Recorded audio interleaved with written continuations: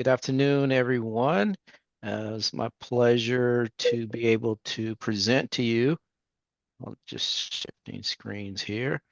Bidding and estimating the principles, just a overview. This is kind of an introductory into our annual Bidding and Estimating Academy, which is 5 weeks. That goes into a lot more detail. So today, I'm really just going to be giving some overview, ask some questions, some terminologies, just as, like I said, it's an overview. But I do encourage, if you have not taken, enrolled into the academy, for bidding and estimate, please do so. You'll get a lot more out of it. You'll be doing some networking. You'll learn how to do your elevator pitch, uh, meeting with some of the prime contractors. So it's a great opportunity, and plus you'll be learning a lot more. So, like Jason said, if you do have questions, please, raise your hand, drop it in the chat. Jason will be monitoring it for me because it's kind of hard for me to present and monitor it at the same time. And so with that, I'm going to go ahead and get started here. And some of you guys have already been in my academy, so I want you guys to step in and answer some of the questions here so that the new people feel comfortable as well. Okay. So what is construction bidding? This is something I always ask so people get the understanding what it is. Anybody want to give it a try? I'm actually putting an estimate for a project to see how much it will cost. Right. Estimate is part of it. It's a process of providing potential customer with proposals with it. So people get bidding and estimating confused. Your estimate, it goes into your bid because the bid has documentations, has schedules, all that is a bid packet. So your estimate is separate. So I want you guys to be able to understand that. And you be able to wrap your arms around what are you bidding? What are some of the requirements? How are you getting paid? Are there any incidentals? When does it bid? There's a lot of questions that go into that, as far as when you're bidding that. So that's want to make sure you guys understand the difference between bidding and estimating. Any questions? Everybody understand that so far? And if I'm talking too fast, tell me to slow down or repeat something. And if I use an acronym, I will try to stop and break that acronym out so you understand what they are. Everybody good with that? Cool. Yeah. So there are three major decisions to shape your when you're bidding that. Is you want to look at the project delivery method, the procurement method, and the contract type. So I'm going to go into these three a little later, but those are the three major pieces that when you're bidding a project, it's like, okay, what is the delivery method, procurement, and contract type? So what is an estimate? Is there a question?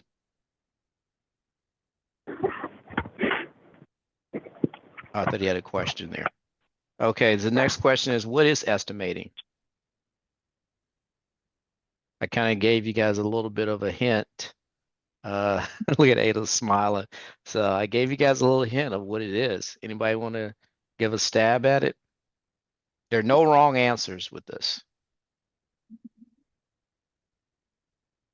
Okay, so no tech. Of estimating all processes. Yep. Yeah, it's part of it's both it's a science and art with estimating. It involves both intrinsic and learned skills. So estimating is a qualitative approach as well. And involves risk.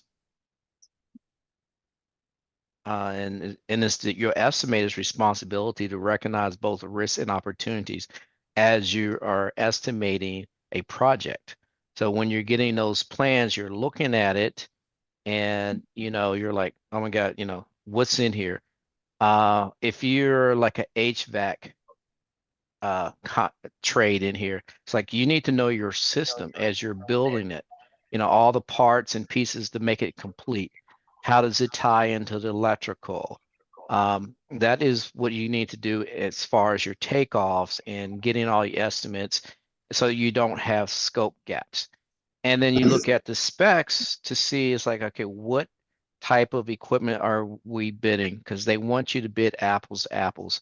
One thing I always tell people is when you get the opportunity, read the instructions to the bidders, start reading the specs and plans right away. Allow yourself enough time to really, dig into it before you put your bids together. And don't wait until the last minute because you're going to have what's called scope gap. Scope gap is you forgot something. And, with scope gaps, they're going to ask you, do you have everything included in your price? And you're like, yeah. And then you start doing the job. It's like, oh, I forgot the dampers, then that's a scope gap. Who's going to cover that cost? Most of the time it's going to be you because you missed that scope. So be really aware of when you are looking at the jobs, what's all included. Nowadays they are in the general notes. There might be some information for you there for your trade. Demo plans might have something. Then you've reflective ceiling. I'm talking about if it's a building. But what I'm trying to get at is you need to look at all the pages in the plans because there's call outs everywhere. In the old days, it used to be just, I'm electrical. I'm going to go to the e-sheets. I'm not going to look anywhere else. Can't do that anymore because they put it everywhere. So that's what there is. Is there any questions I see?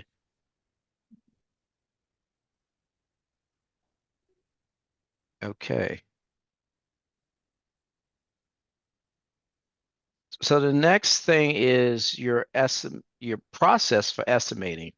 You obtain the bid information, and then you're going to decide if you're going to bid or not bid.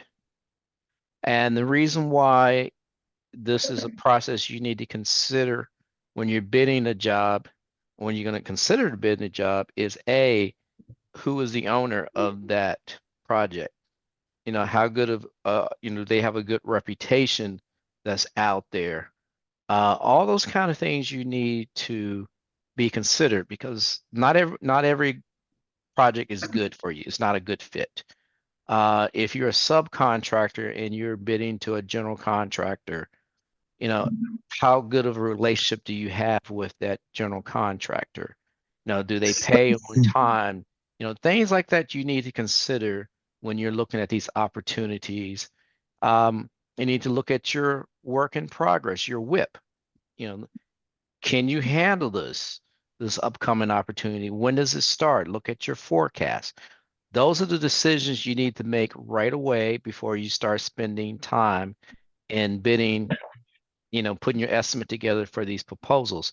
Because time is money. So when you are starting to bid a lot of jobs, that goes to overhead. You don't have anywhere else to charge that time. So be considerate about how it works. If there's some of these jobs that are real easy, it's like slam dunk, yes, go for it. Then if that's the thing, then you're going to go into obtain the bid documents. Then you're going to start reviewing the bid documents. And at that point, if you're a general contractor or a trade related, you're going to have your subcontractors, suppliers. You're going to notify them and say, I'm bidding this job. Here's the plan specs, because you want them to do their takeoffs, their pricing to give it back to you. When you do this, if you say the date is June 1st when it's due, you want to get it from your suppliers, your subcontractors, maybe 2 days before. So that gives you enough time to do what's called bid leveling, to review their numbers to make sure that they're right before you start to put it in your proposal. You want to call. And then the day before, you should be 100% done with your proposal. So you can review it one last time to make sure that you're not missing anything. That gives you time enough to put together your qualifications, exclusions, everything. So you have a really solid bid at that point. So that's the process, with that.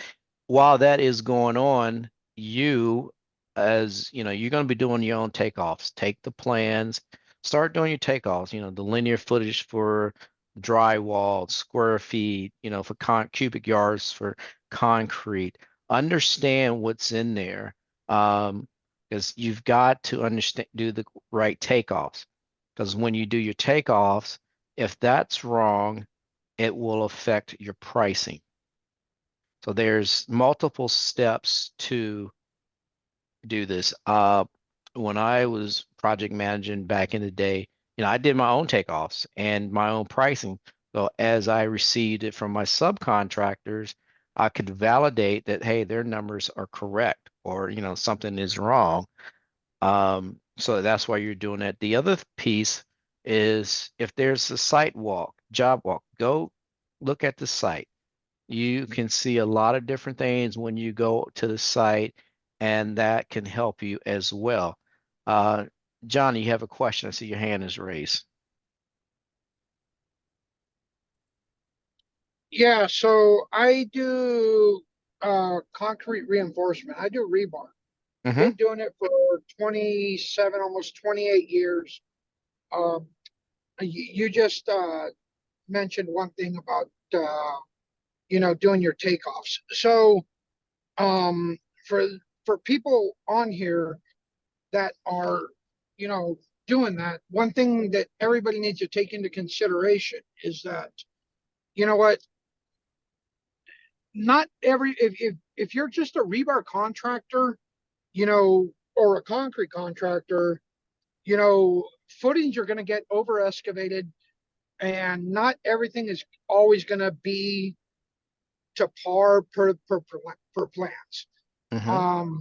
There's one thing that that I've come across in my career, and that is that when a footing gets overdug, a superintendent or a project manager will bring it to the project engineer's attention, which Mm-hmm. will bring it to the engineer's attention, which will go back to redesign, and it will add cost to the project. So everybody needs to take all that into consideration. It's more than just what's on paper. I detailed myself. I've never estimated rebar, and Mm-hmm. that's why I'm on this Zoom call. Mm-hmm. I'm actually headed up to Vegas right now for another meeting. Mm-hmm. But you know what? It's something that everybody needs to keep in mind, is that things will change overnight, and especially when it comes to foundations. Yes, that's great, Johnny. You're right. And what Johnny's talking about is like, you're going to bid the job and you're going to use those details. There's footings, it's going to tell you the depth and everything else, and all your rebar that's going to go in concrete. And so you want to make sure that you bid, if it's competitive bid, you need to bid what is on the plans and specs. And what Johnny's talking about, once it's out in the field, and whoever's excavating goes too much or whatever, or it changes, then that is considered a change order request because your scope has changed because the area that you're working in is larger. So that you are allowed to go change order request, and you'll put your information together, send that over, get approved, because that's going to increase your contract value. Things will change in the field, but as you're bidding and estimating, you've got to go what's on the plans and specs. But like you said, it will change. Um, when you are doing this pricing and quantitatives, you know, if the quantity is listed for you, use that. Don't try to add a little bit because you think it's going to be a little more. then that's going to price you out of you winning the job because you're adding more quantity to what is actually there. So yeah, that is a good thing. Anybody else? Johnny, you got another question there, sir? No, I just forgot to lower my hand. Okay. That's good stuff. I mean, if anybody else would like to share some of their experiences, this is great knowledge for everybody. Okay. So as you're doing your takeoffs and you got your suppliers, subcontractors are doing their takeoffs, then you're gonna start bringing everything together. You're gonna review it, management gonna review um, to make sure everything is correct. Look at the invitations to bid and instruct the owner requirements. You want to look into the owner requirements to see that you have covered everything. There's some special provisions that are listed there that you need to account for. One of the things is, when are you working? Is it normal business hours? Are you working weekends? Is there holidays in there? That affects your price. We've been talking so much so far about the quantity, but now getting your price together, your man hours, how long is it going to take you to do your scope of work? What's the travel distance? You're going to be putting together kind of like a logistics plan. Because if you're, working in a building up on the fourth floor, how are you going to get your equipment up there? How are you going to get your, materials? That's travel distance. That affects your efficiency, your productivity. So as you're putting your costs together, it's like, look at the man hours. How long is it going to take? If you got two guys working 8-hour day, that's 16-hour man hours in one day. Things like that will help you to get to your cost, your labor costs. And as you are putting together your costs, keep in mind your burden costs. Anybody know what the burden costs means? The overhead or something else? It's close. It's part of overhead. Fully Any- loaded. Right, it's fully loaded. So your fully burdened cost is what it includes your benefits, anything like that that you have to cover for your employees and yourselves is makes that your fully burdened rate. That is the rate that you charge to the hired agency owner, whoever it is. Because your employees won't get $100 an hour, they might get $60 an hour, but you need to be able to charge that fully burdened rate. And you can look at, if you're a union, there's some of that's there, prevailing wage, there's multiple things, but that's for trade related. But if you admin people, you need to also do burden rates on them as well. Like your bookkeeper things. Another thing that you want to keep in mind is, if you have the cost of living that happens July, August, or December, and that job is in the middle of that increase, you need to make sure that you account for that cost of living increase, with that. And that kind of goes in your general conditions to be able to calculate that cost. So that way you're not getting caught when you increase your labor rates, you're not getting caught shorthanded. It's tricky, but it is doable. Robert, we have a quick question from George. What is a takeoff? A takeoff is, so you've got the plans, you're looking at it, and so you need to do your quantities. So I use Bluebeam, for example, and you can calibrate Bluebeam for the plans that you have on there, and you can scale. It's like the distance from point A to point B. Like I said, I always kind of use like drywall, etc., because there's a linear footage that's there. So that is a takeoff. It's just it's what it is. hopefully that answered. And then Sherry, I see you have your hand up. Yes, thank you so much. I have a question about prevailing wage. Mhm.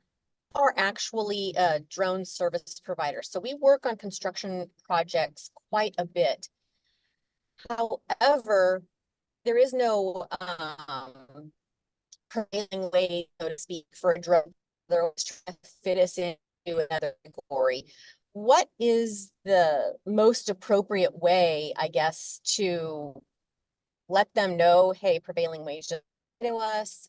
Can we get a waiver? You would probably fall under professional service because you're not Yes. physically working, you're just standing there. So I don't think prevailing wage will be you have to fall on that, but still you need to be able to have fully burdened rates, et cetera, for your guys on there. Yeah, they often put us as a surveyor or that type of thing because we'll be doing mapping and then it does fall under, even though we're not touching the dirt or working, with what a prevailing wage company would require. Mhm. I'll suggest that we're professional services and doesn't really fall into prevailing wage. Yeah, because That's you're a not great way to physically doing approach work. that. Right. So Right. this is Johnny with Ironworkers. So just from my knowledge, I know that under Local 12, um, the drone falls under surveying and it falls under whatever jurisdictional wage the operators union, which is Local 12, jurisdictional rate is for a journeyman. Right. But if it's non-union, then it doesn't apply. Yeah, so that's a sticky one. Yeah. She's in a gray area. So what we need to do is take that one offline and we can follow up and have a further discussion on that because you are in that gray area with drones. Yeah, and And that's my because oftentimes we might be surveying and then great, we fall under that, but oftentimes we're not. We're doing Right. progress imagery or something like that where it has nothing to Yeah. do with actual surveying. So that'd be great to take that offline. Okay. Yeah, let's take that one offline. Yeah, great. Okay. So I think I asked the question about takeoffs. Are there any other questions, Jason, in the chat room there? As of now, you are good to go. Okay, great, great. So so now you're taking all these, put your quantities, your labor rates, your pricing together, then you're putting your whole bid together, then you're going to submit that bid. And so that is pretty much the process there of estimating. So it can be a go or no go. You need to know that right away. Okay.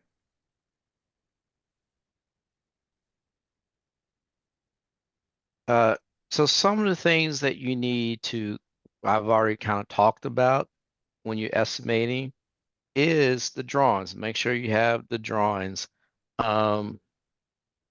If there's addendums that comes out during the bidding process, that you make sure you get those and you're bidding off the latest set of drawings.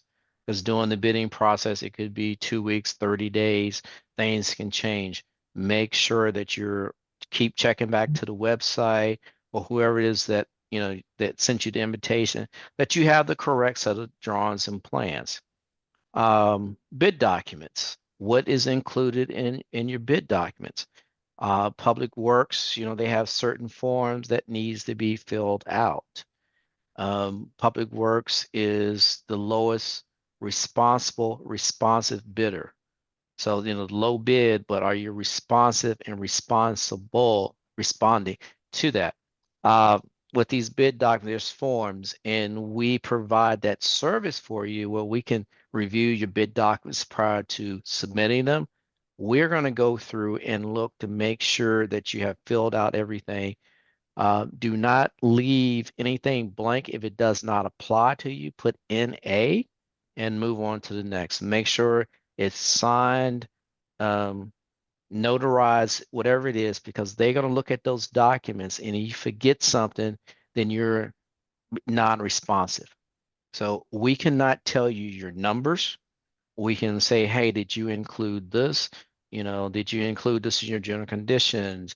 How many days are you including? Things like that. But, we cannot give you numbers because we don't want to take on that liability. And if I mess up a number, then he's like, well, you gave me this number. No, it's not on us. We're here to coach and assist you and identify some of the obstacles as you're bidding, some of the risks. Another thing that you might receive is what's called scope sheets. And that is kind of going back, if you're a general contractor, this is kind of focused to the general contractors that's on here. You're going to do your own takeoffs and everything. You're going to create what's called scope sheets, which has the quantities and the items. You're going to provide that to your suppliers and your subcontractors so that they are bidding exactly what their scope should be. Now, the disadvantage of you doing your scope sheets, you might miss something as a general contractor. And if you're doing competitive bidding, your suppliers and subs only going to bid what's on the scope sheets. So you have to be careful as you're doing your scope sheets that you have covered everything.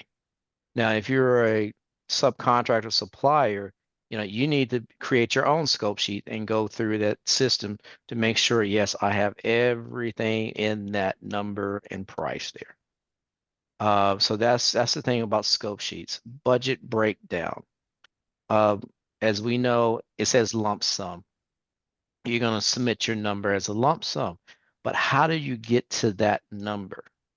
And the reason why I ask, how do you get to that number? They're going to negotiate. It's like once you submit your number and I'm going to come back to you, say, hey, give me your BAFO, best and final offer. As you're bidding these jobs, you're always going to have a padding in there, a little bit of contingency, because there's going to be some uncertainties, and we're always going to come back to say, give me your best and final. With that, you got your trade related costs, doing the scope. Then you have what I call your soft, which is your general conditions, which is your administration, your project manager or accountant and all that. Those kind of things, you know your duration, their price. You also know what your insurance premium is going to be for this job, and then your pure profit on this. So breaking it down so you can be able to negotiate if you're in the running for to be awarded, that you have the knowledge to be able to negotiate your price. And if you just lump it all in one thing, you don't know how to break it out. So that's the critical part of doing your breakdown. And it's also part of your schedule of values. So doing the breakdown helps with that. Any questions so far? You mentioned a schedule of values. Could you be more specific about that? The schedule of values is something that is measurable. So as you are, like, say, if you're concrete, you're going to say, the first line item is going to be, you're going to prep the area. That's a line, it's an activity. And you're going to put a price to that. And then you're going to say the next piece is pour concrete for section 1 and a price. So it kind of breaks down, it's your activity. And then you're going to, because as an owner, you can say, okay, here's my schedule of values. But when you're ready to bill for certain activities, you can say, okay, in this area here where I was doing my prep work, I only got 50% of that done during this billing cycle. And I can go out and physically look, yes, I agree with you. So that's kind of what the schedule of values are used for, a number of things.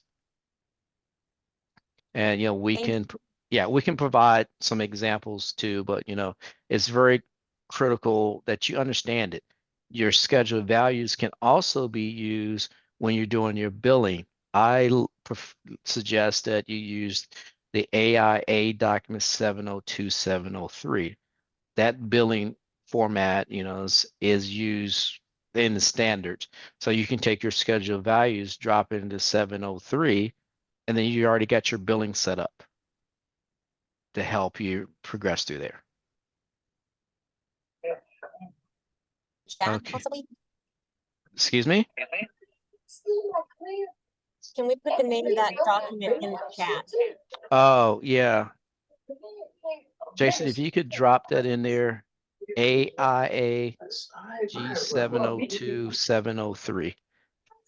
And I see there's another hand up. Yeah, so I have a question following up with the schedule of values. If it measures the activity, is this a probability out of 100%? Like, is there a certain percentage? You're right, it's 100%. So whatever that line is for that, yeah, it's 100%. And then each time you want to bill for it, it's like, okay, the first time I did 50% of that activity. Okay. Next time is like, okay, I did 25, so your cumulative is 75, but you can only bill for the 25% for that pay period. But you're right, it progresses across to 100%. Okay, makes sense. Thank you. Yeah, so if you have change orders that goes on that line item, then you modify your original price and add in the change order price, and it continues across. But 100% is basically what we got to get to.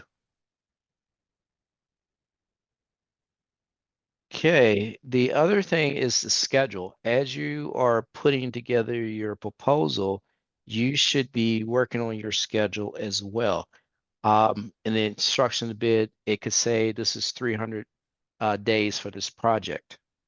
If you're a general contractor, you're like, okay, I got 300 days from notice to proceed to finish it. But if you are a trade related person, it's like, okay, with electrical, you might have 100 days in there. So you need to build your own schedule for your work. And from that goes into the master schedule. And this is, that schedule will then become part of the contract documents for the project. So this allows you to say, this is what reality is going to be for the schedule. We can negotiate, but it's going to be like, hey, here's my schedule to do this. When you're doing your schedule, there's submittals, shop drawings, all those review periods, which I kind of call pre-construction before you even get out in the field, needs to be in your schedule because that is time that you're spending on this job once you get the notice to proceed. Ada, yes, ma'am. Quick question about the schedule.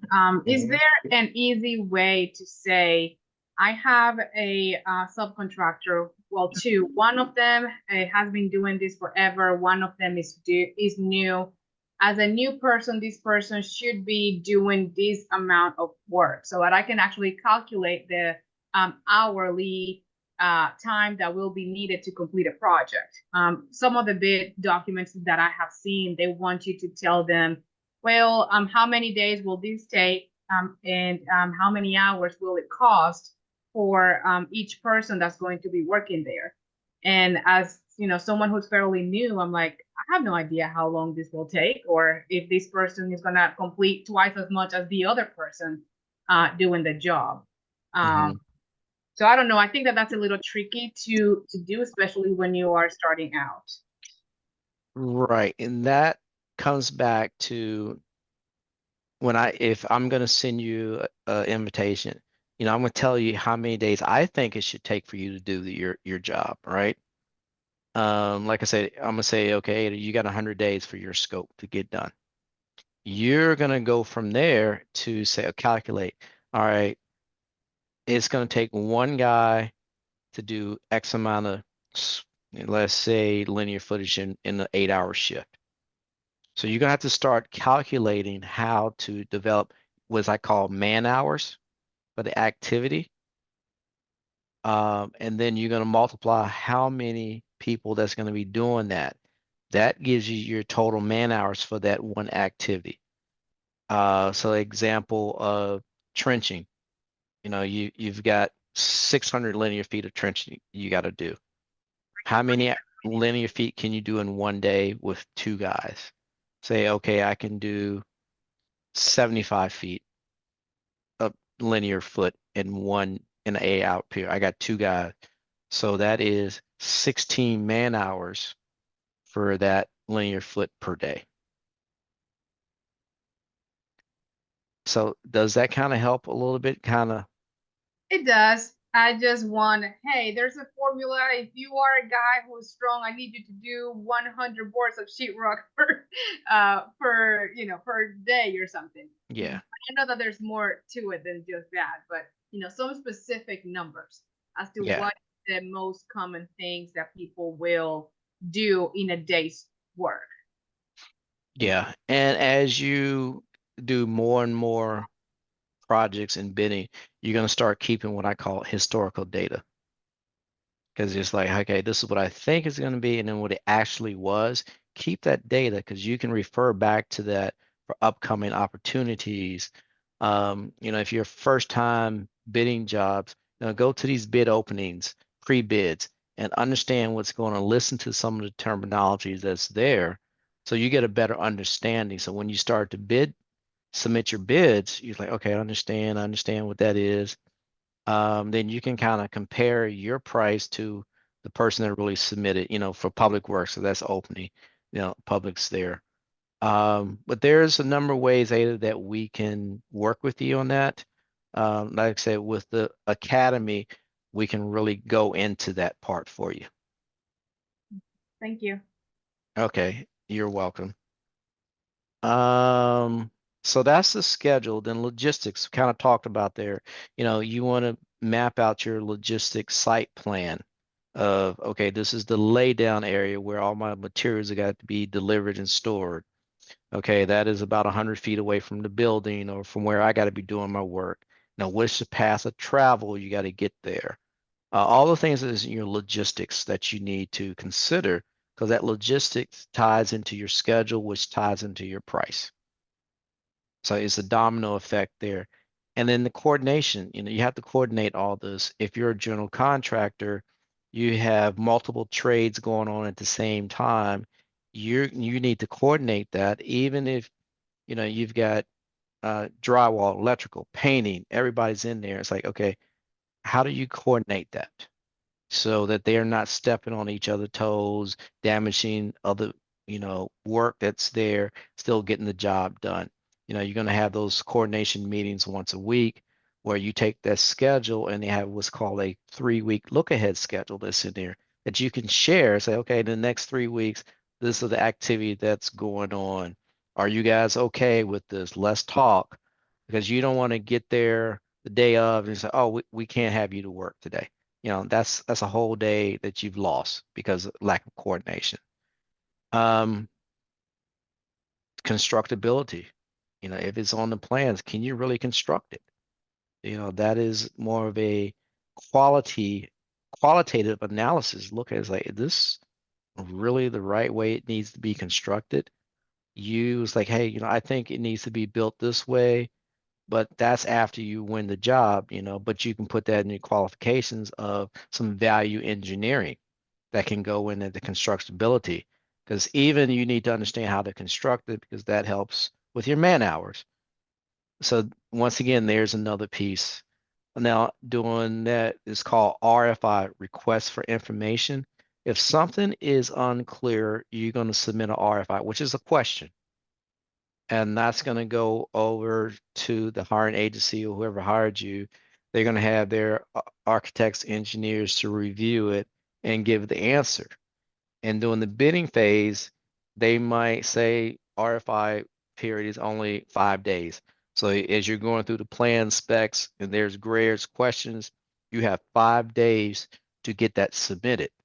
They will then answer all the questions and do what's called an RFI response. So everybody that's bidding the jobs get the same questions and answers.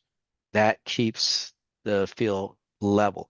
So you need to look at the responses, accommodate for it. If it doesn't affect you, good, but at least read them to understand. The potential issues. that shows to me that you understand, and it's like, hey, owner, this could be an issue here. Have you really thought about, moving the building over 10 feet? Things like that. It shows to me that you're a team player and you're adding value to the project.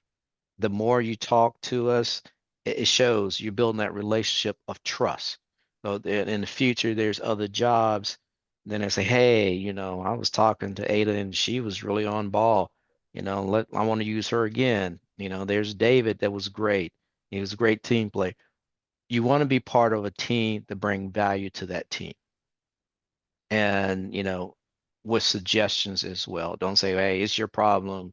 No, give them suggestions so that helps them make a decision faster too. And the last thing is early communication. Communicate early. Don't wait until the end. Don't give them any surprises. There should be no surprises on there. Everybody good so far?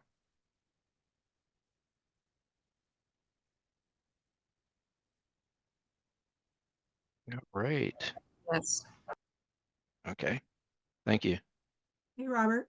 Yes, Sylvia, for the life of me, I don't know where the hand is to put up. that's all right. So I had a question. Mhm. In your last slide, there's a couple of things about whether it's constructability, coordination, I'm not sure. There are some products that need long lead time items. Mhm. And so as a contractor or sub, you don't want to really, make a purchase and then be holding on to that cost until your work is ready to start. So is that a point of coordination with the owner, with the prime to figure that part out? Where do you best see that conversation occurring? That Like conversation, fiber or piping, steel, those are long lead time items, right? yes, that needs to be addressed when you're doing your schedule. Say, hey, this item that you want, there's a long lead time item for it. Let them know. They should know that special items have a long lead time items for it. So they are aware of that at the very beginning, and it's put into the schedule because that is driving your duration of when you need to be out there. Now, as far as the price, what they're going to try to do is buy, and you should do this, lock into a contract early before the price increase. So they're going to do an early buyout. You're going to do an early buyout to get that same price that you submitted in your bid. And then from that, you got to work out everything else before it needs to be delivered. But you want to buy it out early because you don't want to have that opportunity for a price increase. And if you're a supplier here and you know that your long lead time item, has got to be listed, let them know, hey, there's going to be a price increase because of when you're bidding this job and when it's going to be awarded. That could be 3 or 4 months difference before you submit a bid and when it's awarded, and you never know. So that's why you're going to say my price is good for 60, 30 days or whatever it is to allow for you to make adjustments. If you put that in your bid packet that my price is good for 30 days. As an owner, they might tell you, hey, make sure that your price is good for 45 days. So Sylvia, does that answer your question on long lead items? Yeah, I mean, it's a good point that you talked about because, in public work, sometimes they have you hold your bid for 120 days. I mean, it's ridiculous, right? And so Right. who can predict? You might have a great account with suppliers, but it's always about supply and demand. With all this money flowing, Mhm. with federal money flowing, suppliers can get big orders on a project, and then there goes that price. Right. Yeah. And the other part of this is also, Mhm. an owner buying bigger quantities can get a better price break than most of us that are buying at smaller project Mhm. specific quantities. Mhm. So when does that conversation come in? That should be coming in during the bidding phase, right at the very beginning. If the let's say the general contractor or the owner can get a better price, and they want to buy the material and have you install it, that needs to be listed in the instruction to bidders. It's like, hey, I'm buying this because I can get a better price than you. You just need to coordinate the pickup of it and install. So that's going to be listed in the instructions right away. If it's not listed there, the say the general contractor might come to you, hey, let me help you out. Let me buy it instead of the owner, and then you just install. You know, that way it can help. Come here, we can't sit about them. So there's multiple ways that you can talk about the owner or the GC purchasing the material and you just install, but it needs to be identified at the very beginning.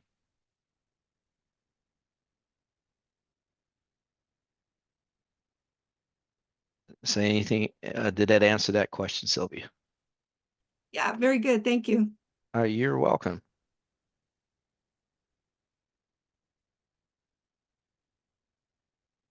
Okay, and how to increase your chances to win. We talked about providing budgetary pricing. As we all know that there's like a 10% buffer that's in there. Complete the scope sheets. Make sure it's filled out complete. Meet the deadlines.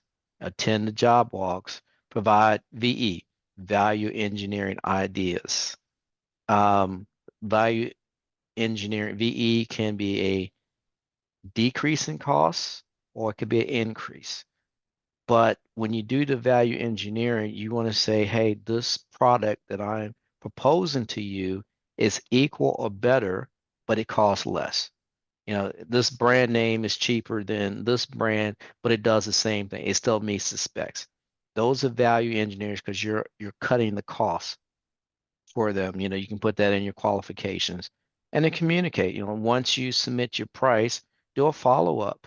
Say, you know, hey, I know that they were due, you know, where did I fall in the mix there? You know, if you're bidding to a general contractor and he's getting multiple bids, you know, you can ask for that debrief.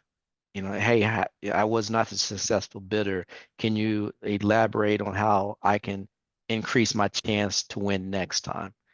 They will most likely not give you the exact dollar amount, the difference. They might give you a percentage. Oh, you were 20% over to the successful bidder. So that gives you ideas like, okay, next go around, where can I find 10, 15% to get to that so you start to win more. So the more you bid, the better are with your chances of winning. And let me check time here. Okay, I'm still good. So Jason, let me know when I'm at halfway, please. You're good to go. Okay. So I talked about at the very beginning, you know, the project delivery method, procurement method, and contract type. So the project delivery methods is CM at risk, you know, construction management at risk, design, bid, build, and design build, you know, are the three major project deliveries. With that, design, bid, build is here's the owner's architect design team, design it, you come out and bid it and build it. Design build is the owner's team will come out with a concept, and then you as the general contractor that's bidding this, you're going to put your team together to build it. So you're just taking their concept and building. So there's a lot of change orders that goes on with design build. Public agencies are now going to design build because for a couple of reasons. One, it speeds up the process of the project because they don't have to go through a lot of design reviews. The second, it takes the risk off of the owner and put it on the construction team because they gave you a concept. This is what I want. You need to design it, get your pricing, and build it. They're going to say, I have $1 million for this job. Here's a concept plan. This is what I want. Here's some finishes. You've got to put it together. So that's where the risk is more on the contractor. Before design build became popular, design bid build was the way, because you're bidding apples for apples. Everybody's bidding the same that's on the plans and specs. There's no deviation. Now it takes longer to get those plans together, but this is what the owner wants, but the risk is back on the owner. So if his design team missed something and it needs to be a change, then he's got to go back to his design team. He or she goes back to that design team and charges them because they messed up. So that's why now you see less of design bid build and more design build. So there's some pros and cons with that, with those two as well. Construction management at risk is known, it's the construction team is managing more of the general contractors, what's happening. So the risk is on the construction management team. CMR at risk is, is similar as well as design build, but it just has a little different nuances there. So with procurement method, you have the best value. You're going to submit your numbers, but adding value to your number. I talked about, hey, Mr. Owner, I know you want to do this, but hey, consider this. That shows the value that you're doing to that, best values. You might see that in the invitation to bid for the procurement. They want best value. That shows what you're doing, and the quality of work is going to be there. And that's what they want to trust. As right now, you see a lot of low bid. But like I said, there's low bid for the procurement method, but they want to have responsible and responsive to that low bid to guarantee that the work is going to get done.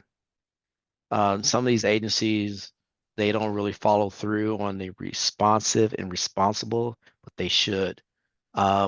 If you are bidding on a public works job and it's low bid, and you know what your cost is, and you see the bid openings and you see all these other numbers are super low, challenge that, because everybody's trying to get that low bid to get the job, but are they missing scope? Are they missing work? Thinking, hey, let me lowball this, I can come back with a change order later. That is not good business, to lowball yourself just to get the job. As you might not be guaranteed to get a change order because you forgot it. There's times like, hey, I asked you, did you have everything covered? And you said yes. Now you're coming to me for a change order, denied. So be careful with the low bidding there. And if you're a supplier or a subcontractor and you bid into a GC and they say, hey, we'll make this up on another job, don't do that, because you're bidding this one job. Don't think you're going to get additional work. You might, but it's not 100% guaranteed. They might go with somebody else and they say, hey, go low bid here and I'll make it up to you later. That is not good business practice. You need to protect your business. Negotiated, those are not competitive bidding process. It's like, hey, let's negotiate. All right, I want this done. I got 100,000. Can you get it done? Yes. Then you're going to figure out how to get it done because you negotiated that price for that contract. Qualification base is not too much in the public realm. Sole source. If it's below a certain dollar amount, they can sole source it. Or if you're the only person that can do or supply that, and they have shown that you're the only one out there, then they can sole source your scope or your material. Or if you're, if these are some job maintenance projects, something they can sole source directly to you if it's under a certain dollar amount. Just depends on where the funding is coming from, what they can do with it. The next one is the contract type. Cost plus fee, that is like, hey, 100,000, here's my profit of 20,000, 120,000. That's a cost plus fee. Guaranteed maximum price. Can anyone answer this one? It's the maximum price that the project is gonna cost, and you cannot go above that number. If you do, you're probably on your own, covering the rest of the cost. Yep, that's it. And the other thing is guaranteed maximum price is any unused funds comes back to the owner. So it's an open book. You have to reconcile at the end. It's like, hey, I have $30,000 left over. Me as the owner said, you signed a guaranteed maximum price, let's reconcile. Give me that 30,000 back. Or they say, hey, let's split that, because you had to show your books. Lump sum is you bid it at that price, it's all in. I'm not going to question how you spend it. That's the lump sum there. Target price, unit price, it's not that common anymore. Unit price is how much it is for one window. If you're doing a maintenance contract, that's a good one for unit price. What it is for one unit, because it could be over multiple year contract. A maintenance contract is based off of unit price. Because they don't know how many of this is going to happen, or how many times you need to go back to do paint, or graffiti, the unit costs, things like that.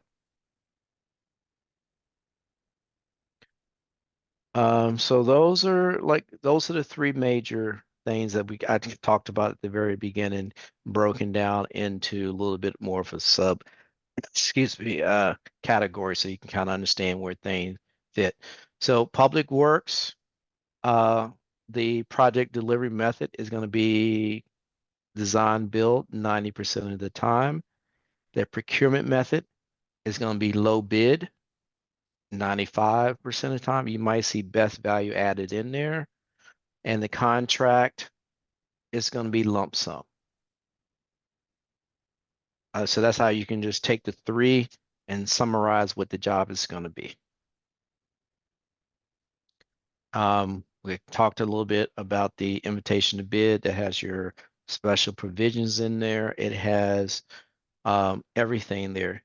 The format, there could be a sheet that they will give you in the bid packet saying, hey, use my sheet here to put the estimates on, so they can quickly call bid level. So they can look at everybody's bids line for line and make sure that everybody's, bid price is there. Bid leveling takes a little bit of time, and that kind of goes in with the scope sheets and bid tabulations, looking at it, put it in a spreadsheet and say, okay, contractor A price is 500,000, contractor B is 650, contractor C is 1 million.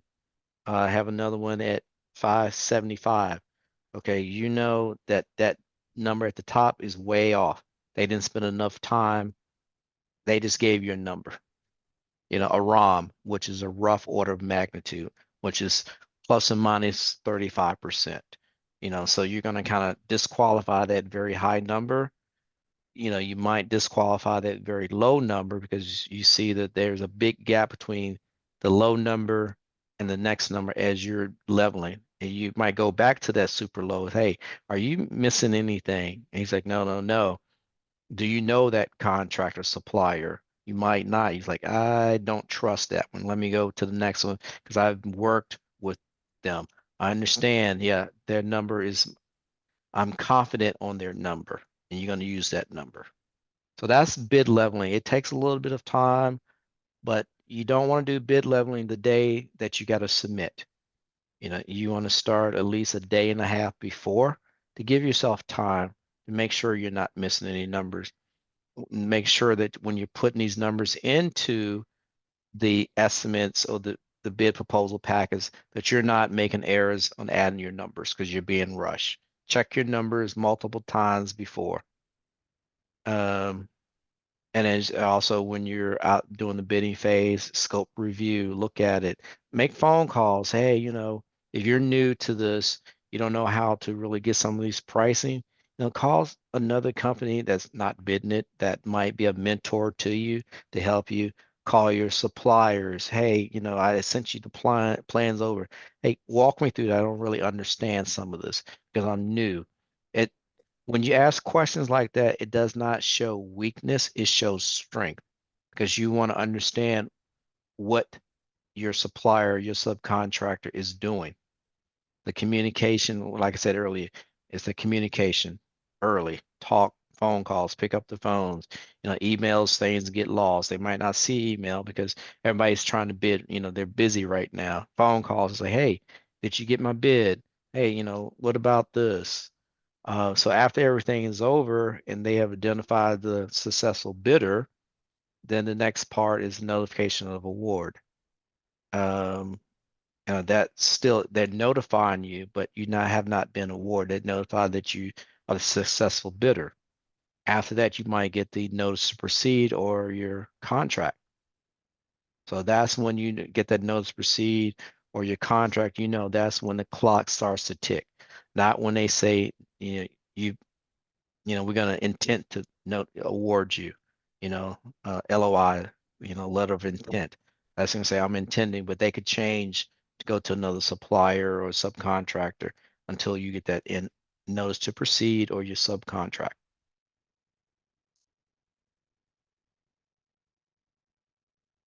Okay. So why is takeoff so important?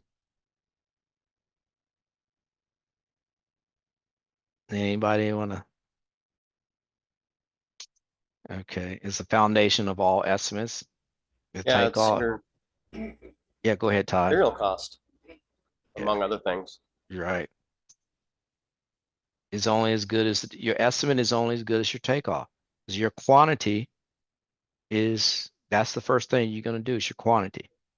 Then you're going to get your price, to do that. So if you mess up your quantity, but you got the right price, that cost for that activity is wrong.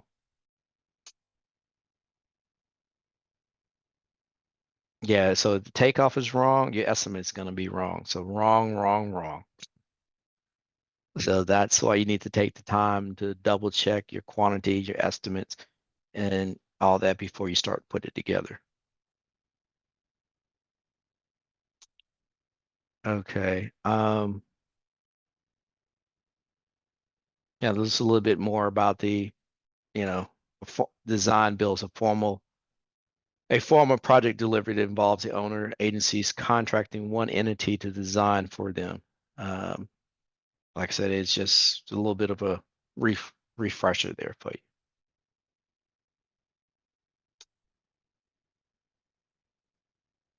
So some of the tools that I can recommend for you guys that are just starting. There's multiple estimating tools out there, scheduling tools. It just depends on what you are comfortable with. Microsoft program, Excel. I mean, a lot of these bigger contractors, you still use Excel to put their numbers together. You have RS Means is another estimating tools, but there's a lot of work to get it set up for your area, getting the pricing. There's classes you got to do. I'll always go right back to the Excel spreadsheet when I'm doing it because it's a little bit of manual labor, but it's right and it's included in Microsoft. So you're not spending a lot of money. Microsoft Project is a scheduling tool. So I do have a demo here I would, like to share with you guys. Let's see if it works. Fingers crossed. Is a quick Yeah. question. Is Yeah. there any type of software that kind of, I guess, has like some sort of like baseline price already built Hi, and welcome into back. it? Or is that something that you have to kind of like go into and fully customize yourself? Like I mentioned, RS Means, that's one. It's very expensive. It has a baseline, but you still need to go in and then tweak it because RS Means is like a national average. It's not for your area, so you have to tweak there. There's some other ones out there, but you're still gonna have to tweak it yourself, regardless of what it is. Did that answer your question? It did. One more though. Like when I guess who ultimately, I guess not necessarily. I'm trying to figure out like how can I ask and like answer this question or how can I ask this question? I guess it's does the insurance company I guess kind of set some of the you know what? Give me a minute. I'll come back with that question. Okay. I mean, Yeah. just brainstorm because you know you're getting it out there. We all might be able to help you with the question here. Okay, I'm kind of wondering, like, does the insurance company kind of have a say in ultimately what the ultimate price of a project is?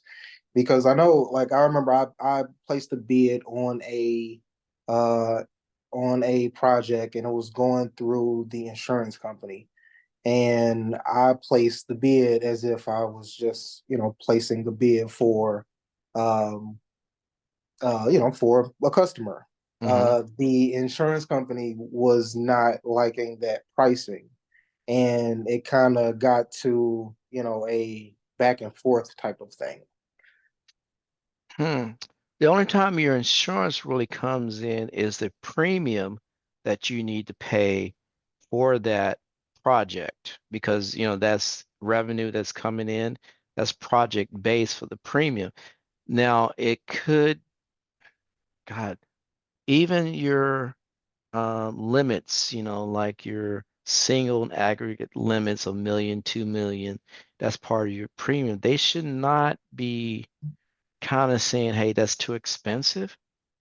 Um, and if it's a bond or something that you're trying to get, maybe the sureties and the brokers might be say, hey, you might be outside of your range for what you can do on your bond. So if you're trying to bid $1 million project, but your bond is only 750.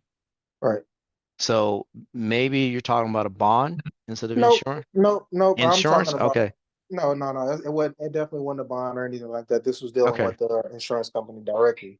It was, Hmm. I think, dealing with the who was the guy? I guess he was the estimator, or he worked Oh, for the insurance company. so it's that cost manager that's trying to lowball it. Yeah, exactly. That's it. That's all it is. Because the Yeah. insurance is probably only if it's like a damage, property damage due to, natural disaster or something, you're dealing with the insurance company that way, then they have their own adjusters that will look at that job and say, hey, this is what I think it should be. Hmm. You're going to come in, say, okay, I got my contract. I want them to do the job. You're going to come in with this number that's higher, but they say, hey, my insurance is only going to pay this much on this job. That's where the insurance would come into play about the cost because it could be, a damage repair because of floods or something like that.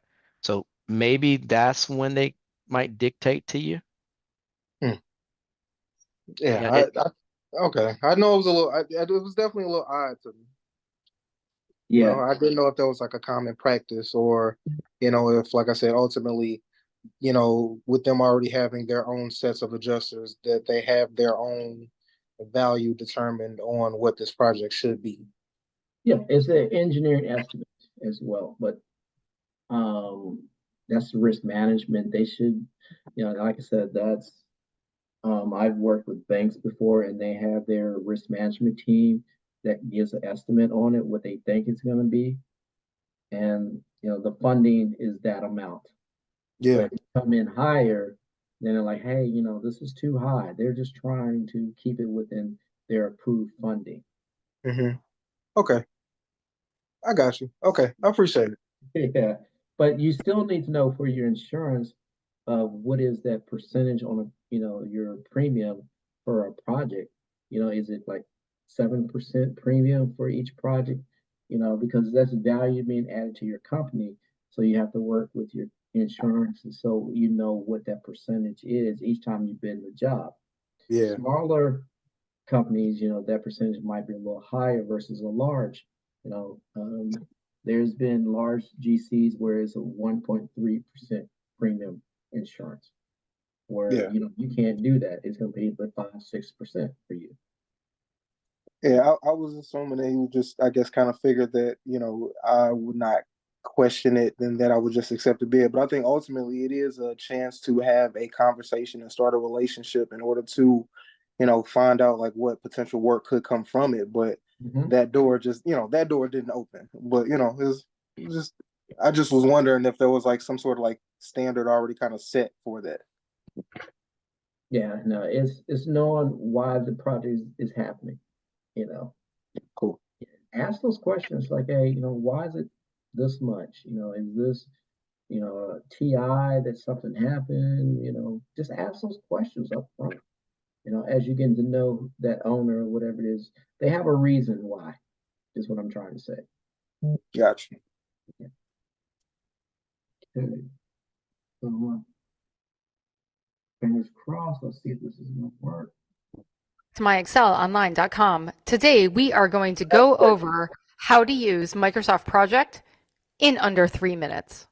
If you want to learn more about Microsoft Excel and Office, join our Academy online course and access more than 1,000 video training tutorials so that you can advance your level and get the promotions, pay raises, or new jobs. The link to join our Academy online course is in the description. So here I am in Microsoft Project. I'm going to go here to blank project and begin a new project. Now, once I'm inside of Microsoft Project, you can see that I have several columns over here. And so what I'm going to do is I'm just going to enter in several tasks. And the project I'm going to enter tasks for is making a video. So first I'm going to do research what people want to see. And then my next task is going to be outline video. And then my next task is going to be run a test for feasibility. Then I'm going to record the video. And then I'm going to edit the video. And then I'm going to post the video. So these are my basic steps that I would do to create a video. So researching what people would want to see. Let's say that takes half an hour. So I'm just going to say 0.5 each. And how long is it going to take me to outline my video? Let's say that's going to take another half an hour. Running the test for feasibility takes half an hour. Recording the video will take half an hour. Editing the video is going to take an hour and a half. And posting the video, let's say that takes another half an hour. If you are liking this video, please give us a thumbs up and subscribe to our channel and hit the bell button to get notified when we release our weekly videos. So because I have everything in hours, I'm going to double click here and go over to my bottom tier and just change this to hours instead of days and say OK. And you can see that my time has automatically plotted, but there's an issue here. Every one of these steps needs to happen before the previous step. So that's what these predecessors are right here. So right here, I can't outline my video until I research what I think people might want to see. So if I look up here, this is step 1. So my predecessor here needs to be step 1. And you can see when I put that in, that it automatically adjusts right here. So my predecessor here is going to be, you can see it up here, step 2. And then for this one, I'm going to put step 3, step 4, and step 5. And you can see that my Gantt chart has been adjusted accordingly. And of course, I can come and I can adjust the format of my Gantt chart. I can add steps into my process. I can add another step at the end. But I just wanted to give you a quick overview of what it's like to put in tasks inside of Microsoft Project, put in how much time it's going to take, put in your predecessors, and let you see that you can quickly build a Gantt chart. If you have any questions or comments, please leave them below and we'll get back to you. As always, thanks for watching and see you again next time. If you want to learn more about Microsoft Excel and Office, join our Academy online course and access more than. So anyway, so that's a little bit about Microsoft Project. It was the scheduling. It's part of Microsoft. You can get it. It's really user friendly. As you can see, when they were doing the task, that relates back to your schedule of values. as well. You can put that in there, but you're gonna elaborate a little more in your schedule there. The duration comes from you determine how many man hours it's going to take. You're going to plug that in there. There's one feature that you can track costs in the Microsoft project. There's some columns there. So there's a lot of things you can do with Microsoft project. And it's fairly inexpensive and it's easy to use. I just want to give you a little bit of an example of scheduling. Some people use Excel for scheduling, Gantt charts. The disadvantage of using Excel is it's hard to manipulate and change things in a Excel schedule, whereas Microsoft Project, it does it for you.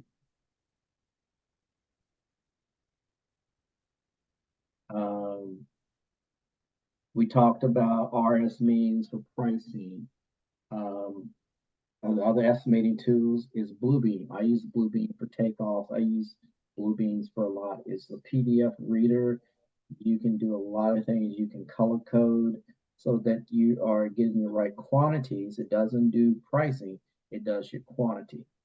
If you can get a hold of the actual CAD file, Autodesk, there's Rivet that's in there that can help you do takeoffs. And it's a little bit expensive. PlanGrid you can use for for more being out in the field. It can be on your laptop or your iPad. Very user friendly. You can do RFIs. You can do your daily reports, your punch list items. You can upload the plans and specs in there, so you're mobile with it. And every time there's some bulletins that comes out, you can upload that and it keeps the current one there.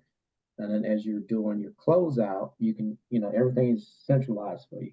So I used to use PlanGrid frequently, and your guys out in the field can use it. You can communicate via emails, send action items to other people that's on the team in there. It helps you keeps you organized. There is also some online scheduling like P6 Primavera. You'll see sometimes the schedule they prefer, the owner, they might say, I want it in P6. It's a very expensive scheduling program, very complex. I never got the hang of it, even taking classes, but it's required. One thing that you can do is Microsoft Project can be uploaded into P6. So if you're a smaller, firm that doesn't use P6, but you use Microsoft Project, and I'm the owner or the GC that hired you, I can take yours and put it into the master account schedule. But it can't go the other way around. There's other ones out there called Monday.com. There's just different options that's out there. So I just want to give you a quick introduction on the different tools out there. And it depends on how much, you want to spend on some of these programs. Bluebeam is an annual fee, probably like $300 a year or something like that, very inexpensive. PlanGrid is inexpensive. There's a subscription, but you get the updated version all the time. Autodesk it works with Bluebeam interchangeably through the studios. So there's, that.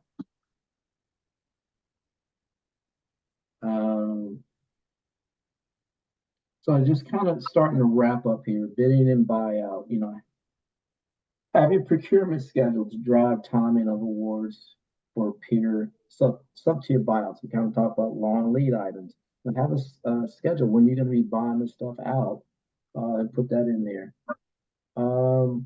Ensure that contract provisions are carried down to subcontractors. So that's kind of like it's called pass-through. So as these agencies, has their contract that goes to as a general contractor, your sub-tiers, there might be things that needs to be passed down to them. Your sub-tiers, suppliers, have a right to this contract so they can see. Because even though if you listed in their subcontract agreement and you don't spell it out, if they ask for it, or you can go ask, hey, I would like to see the contract because I'm seeing some of these things from the owner provisions that's being included. What are they? you can, you want to make sure you're adhering to those requirements as well. Eliminate scope gaps. We talked about that buyout early. So there's, some things there that what best fits your business is what I'm getting at there. So now we are in open discussion there. So that's a little bit, that's an overview. We got a few more minutes here. So I am now with questions. I see Todd's hand is up. Yeah, I was just going to comment that your audio seemed to degrade a little while back, and it might be because a couple other people are unmuted. Oh, sorry about that. And I think I switched on my headset because the battery was starting to die on me. Sorry about that. But you guys will get a copy of this presentation. So Jason already has the PDF version of it. So you've got to get that. Are there any other questions? Anything that was unclear? Ada, I see your hand is up.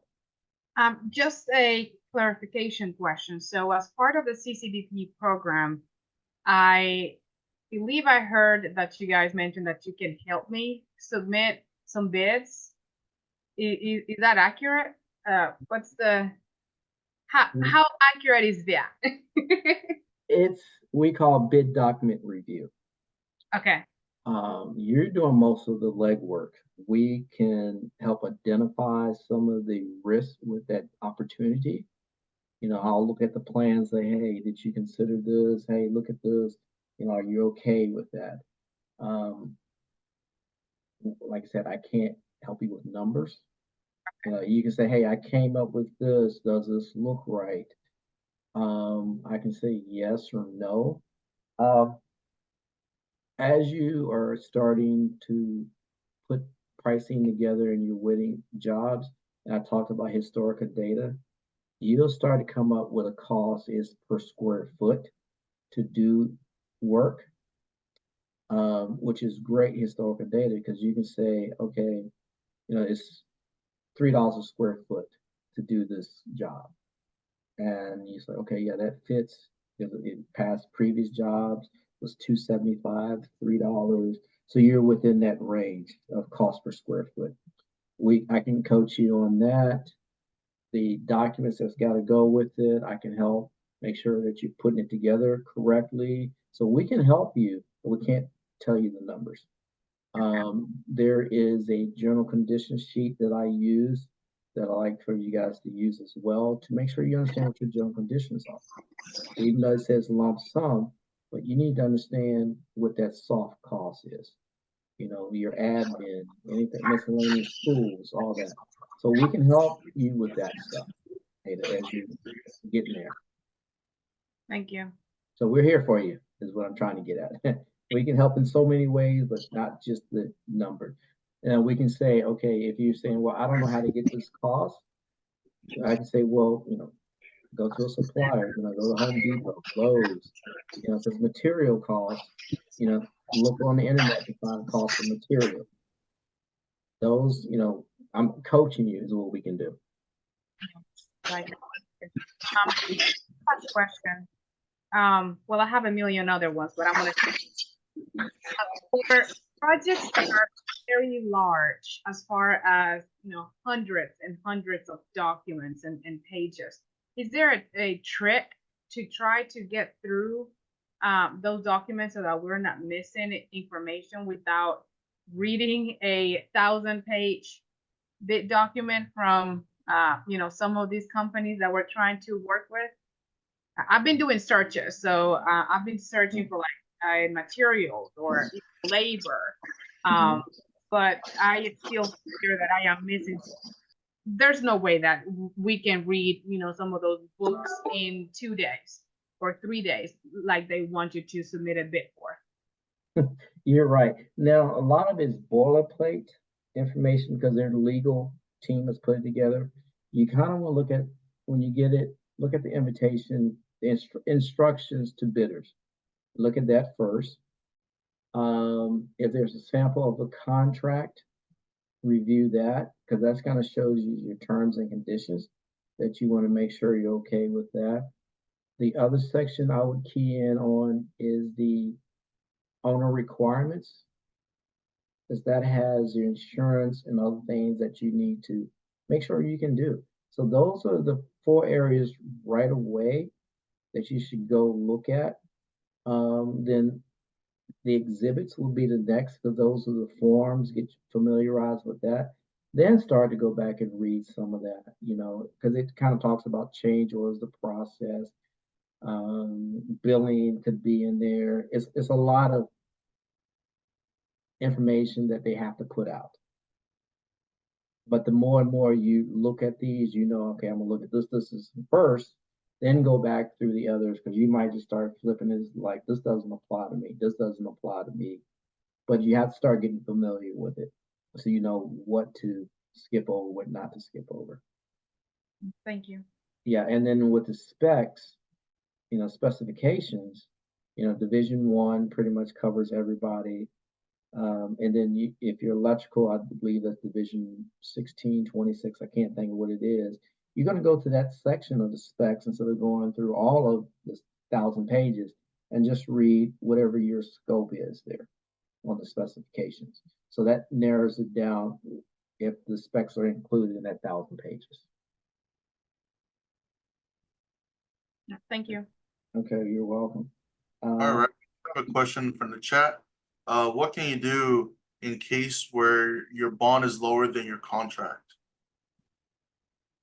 Well, if you're bidding the job and your bond is lower than that, you might run into issues of performance, and then your payment and performance bond, there could be a claim. With public works, we want to make sure that whatever you're bondable up to, find those jobs. If your bondability is 500,000, let's find those jobs within that range.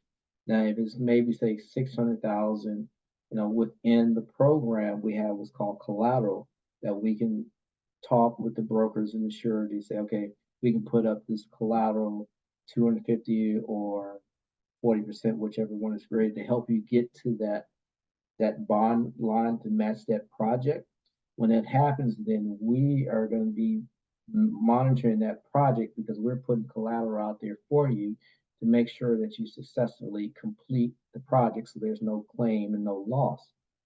But you don't want to bid on big jobs, you can't do that. So let's not get too greedy, especially if there's no bond required and you know what you can do. So it's your business, your right business sense. Okay, there's no bond required. I know I can only go 500. Why am I going to bid on $1 million?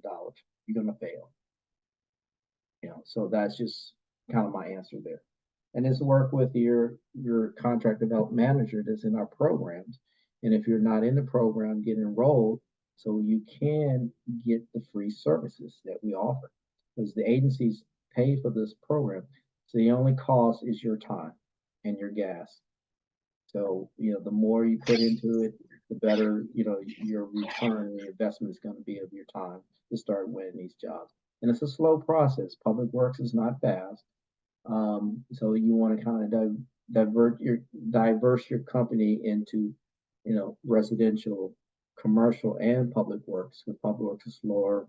You want to keep your doors open. Residentials, you're getting your experience, you're getting the money, you're getting the, to be able to increase your revenue with your company, that would then increase your bond and your capabilities. So that's how you grow your business, by diversifying your company. Thank you for that. One more question. Do you recommend bidding on opportunities outside one's geographic area? You can, but when you do that, you're going to have to start putting that travel cost in there, or per diem.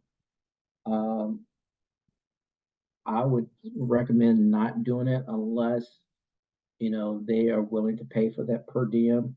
So if the owner is local within your area, but they got a job elsewhere and they want you to bid on it, then put that per diem in there, which is a government per diem. You can go to the website, for your state, government, federal, state, whatever it is, and find what that per diem is and put that into your cost. But if you want to go outside of your own area and chase work, then you're going to have to absorb that travel cost, and you can't really give it to the owners because you've bitten yourself out of the chance of winning the job. I've had jobs where, you know, they were 3 hours away from my home base, but the owners paid for it because they wanted me to go do the jobs. And my crew went with me, and my subcontractors, everybody went with me because they wanted that same team there. Okay. Thank you. Is there any other questions? Oh, Ada? I know, sorry. I said it was the last one. Do you mind clarifying that per diem? And one more time, this is for one of the contracts. So thank you to the person who asked that question, because I was like, I cannot do this project. It's, you know, 2.5 hours away. We're gonna need to have people there on a daily basis. Are you guys able to pay the cost of logistics? And they're like, yeah, we'll pay for it. I just didn't know what the logistics were. So I was calling hotels trying to find out how much things cost. And now I'm just finding out that there's an actual rate that I am able to charge for it. Yes. So I don't know if you have any specific website or something that we can go and search for that. If you Google, say, per diems, PERDIEMS, I think is how it's spelled. And it just Google search. I don't know what the website is right off my head for the government, but it's government per diem. And Ada, what I know, because we talked about this last week, so we'll find that. So Jason, let's put that as an action item to get that link for per diem, so we can share it with everybody on here as well. Thank you. You're welcome.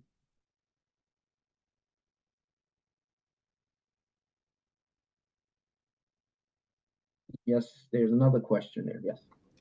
I know earlier you mentioned about the schedule of values. Will you all be emailing the examples for that as well? Yes, Jason, remind me to give you a sample of the scheduled values. Okay, awesome. Thank you. Yeah. Yes, Maida. I was just clapping because I like Oh, that. okay. It looked like a hand there. Okay. I see it as an angle. Okay. There we go.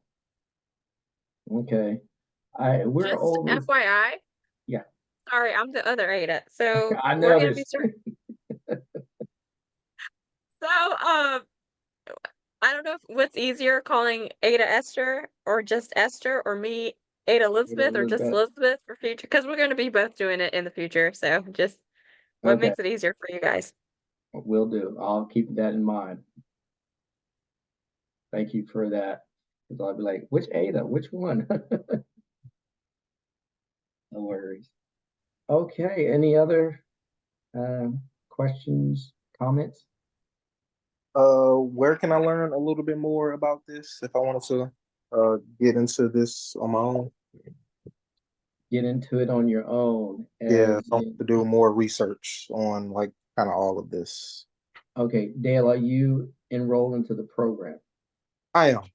Okay, your CDM, contract development account manager, can help guide you on some places to go do some research as well, because they're helped to as a business development too to help you. Gotcha. Well, when we do have the bidding estimating academies, get enrolled in that, because that's like 5 weeks. You know, it's like on a Tuesday or Wednesday evening, 2-3 hours. It's a great time to learn. You're going to be working in groups with, you know, with other contractors as well that can share some of their experiences with you. And the best thing is networking with everyone. Okay, thank you. Okay, Hank was up and then Todd.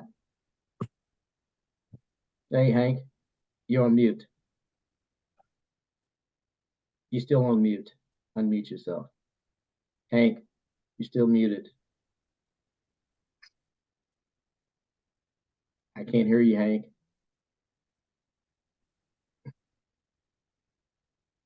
Can somebody type in there, Hank, we can't hear you. Unmute yourself, Hank. There you go, Hank. All right. Speaking of Microsoft, on public works, you know, you have to keep to keep the record so that employees salaries. Does Microsoft anything? Does it have anything that can do that? Oh, you mean for your labor rates? Yes. That one you can. Microsoft might have a timesheet thing that you can utilize, but you're going to have to add in the labors, the rates, and everything in there. Because then you're going to have to report those hours, prevailing wages, to, if you're in California, to the Department of Industrial Relations. And if you're with the city of LA doing a job, they have a program. It's like a labor compliance program that you can upload your hours and your rates and everything, and they report it weekly. You know, your payroll person should be keeping those for you every week, whoever doing the payroll. Yeah. But you got to make sure that you have the right rates in there, and your timesheets, you know, using your daily logs, your reports, you know, how many hours did they really work? You know, did they punch in, punch out, the lunches? Because you need to make sure that you have the right hours, because you don't want to underpay them, you know, because you had the wrong rates or the wrong hours, because then that is a fine against you in the state of California, where you don't have to pay that fine and pay them. So there is, yeah, so California is strict, not like North Carolina. So we can go into labor compliance, certified payroll. We do have a class for that too. Yeah, but in Excel, Microsoft, you can find some of that stuff too to help. Okay. Can I offer? I'm This sorry? is Sylvia. I just wanted to offer some additional information for all of us, Hank. Microsoft Projects, if you're familiar with Excel, it's the same concept as a spreadsheet. And Robert did a little quick intro into the video. You can Google, you know, more of the same and get more familiar. But I have used Microsoft Projects in a very sophisticated way, just as I started even before that with basic Excel. You have the ability to add many tabs and then link, you know, formulas together. You can start with your staff labor and then overhead and profit and all those sort of things to come up with your final burden rate, for instance. When you do your scheduling of your tasks, you know, that Robert showed, task 1, 2, 3, whatever it is, and you put how many people, how many hours, which people, it will all calculate for you. So it's fabulous. But there are more expensive applications out there that then you can track material costs better. But you can definitely do it in Microsoft Projects or even a basic Excel. You just have to really be on it. And how you get those prices, you know, there's many ways. And I'm sure Robert and his class can go over all that with you. But my question to you, Robert, so in your academy, do you make recommendations, especially for what sounds here to be a lot of small firms or, you know, very green firms, maybe, cost of purchasing, you know, ground up equipment, software, et cetera? Do you make recommendations? Since you're not doing the cost estimate yourself for people, and I've had to hire cost estimating companies, and, you know, School of Hard Knocks, right? They can give you back a great cost estimate, but how do you check it? Like, what do you know, like, I don't know what they did, and they don't give you the application that they did it in. So you're kind of stuck. There's good things about it and there's not so good things about it. So it would be great if in your class you could make some recommendations to newbies, and even those of us who've been in the industry a long time. You know, there's a lot of changes with software and the cost associated with it, because, you know, some firms just can't afford all those kind of startup costs. So what alternatives do they have? A great question. And yes, we do go into, you know, that in the academies. Our presenters, which is our prime partners, they also give recommendations on certain software that's out there that's, inexpensive to help you guys. So yes, we do that in the class, in the academy, give you recommendations and suggestions on what to use. Okay, and then Todd, you had your hand up, and then Jason, I'm sure I'm gonna have to turn it back over to you, but Yeah, I was just gonna ask quickly how to enroll into the program. okay. So Jason will be sending out the link for the enrollment form link for you guys to enroll into the program. Once you enroll to the program, you would then get assigned to a account manager, CDM, contract development manager, whatever, and they will then schedule an initial assessment. They'll sit with you and talk about, your company, where you want to go with it. Then they develop a work plan that is a document that has all these links, so you don't have to go chasing everything. So Is there a fee Jason, associated with that? excuse me? Is there a fee associated with that? No, once you enroll into the program, it's free because the public agencies are paying for this program that we're administering for them. So it's just Outstanding. yeah.